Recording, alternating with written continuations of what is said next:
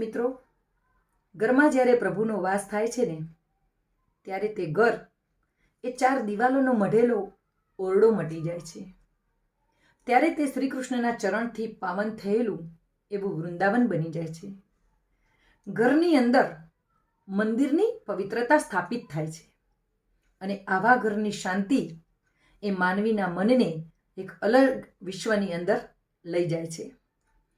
ઘરની આબોહવામાંથી ઈશ્વરનો સ્પર્શ સતત લહેરાય છે અને આવા ઘરમાં વસનારાઓની અમી દ્રષ્ટિમાં પણ કરુણાનો સાગર ઉભરાય છે.